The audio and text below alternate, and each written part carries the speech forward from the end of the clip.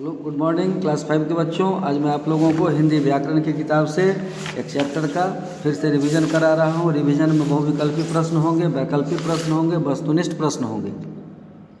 Chapter तो मैं आपको आज लिंग बता रहा हूँ। यह लिंग से आपको किस चीज़ की जानकारी होती है? तो लिंग से हमें स्त्री और पुरुष के होने की जानकारी होती है। ऐसा शब्द जो हमें स्त्री और पुरुष के होने का बोध कराए उसको हम लिंग कहते हैं। अब देखिए, यह लिंग चैप्टर आपका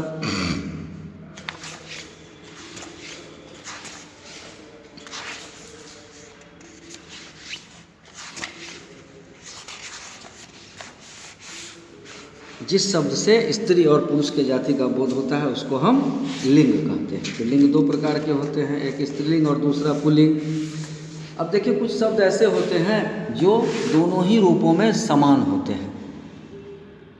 स्त्रीलिंग के रूप में भी उसी तरह से लिखा जाता है और पुल्लिंग के रूप में भी उसे उसी तरह से लिखा जाता है। इस तरह से दोनों ही रूपों में समान होते हैं। अब इसके बाद फिर एक चीज़ और है ध्यान देने की बातें कि कुछ ऐसे भी शब्द होते हैं जो अपवाद की श्रेणी में आते हैं।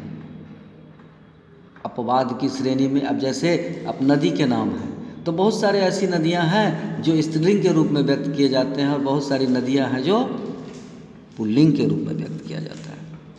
अब जैसे भाषाओं के नाम भी हैं, कुछ ऐसे नाम हैं जो स्त्रीलिंग के हैं और कुछ ऐसे नाम हैं जो पुल्लिंग के हैं।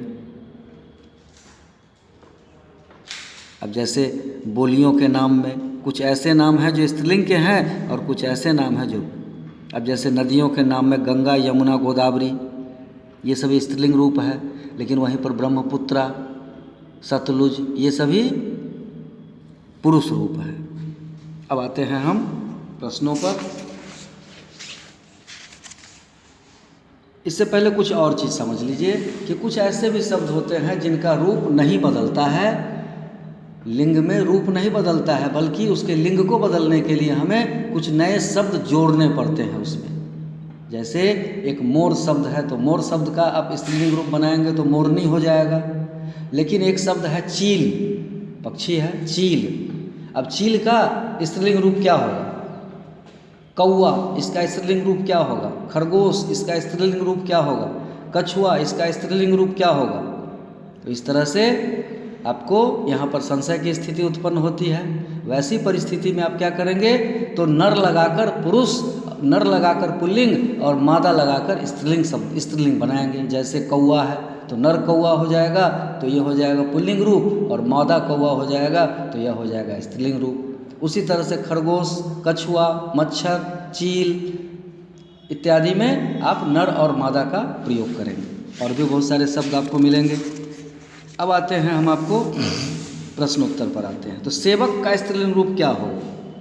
सेवक आपकी किताब में भी है, मैंने आपको किताब में पढ़ाया है। जिस समय में आप देखेंगे अपने किताब को खोल करके, सेवक का स्त्रीलिंग रूप क्या होगा? तो सेवक का स्त्रीलिंग रूप सेविका होगा। देवरानी शब्द किसका स्त्रीलिंग रूप है? देवरानी शब्द जो है वह स्त्रीलिंग है, तो किस शब्द का स्त्रीलिंग रूप है? वह देवर शब्द का स्त्रीलिंग रूप है। उसके बाद कौन सा शब्द सदैव पुल्लिंग रहता है? तो ऐसा शब्द जो सदैव पुल्लिंग हो, तो मच्छर सदैव पुल्लिंग होता है। उसके बाद कौन सा शब्द सदैव स्त्रीलिंग होता है? तो जैसे मील एक शब्द है, मील का पत्थर, तो यह शब्द हमेशा स्त्रीलिंग रहता है। कौन सा शब्द स्त्रीलिंग और पुल्लिंग में समान है? तो ऐसा शब्द जो अभी मैंने बताया आपको, जो दोनों रूपों में समान हो, जैसे राष्ट्रपति, डॉक्टर, यह दोनों ही रूपों में समान होता है। इस तरह से आप इसको पढ़ेंगे।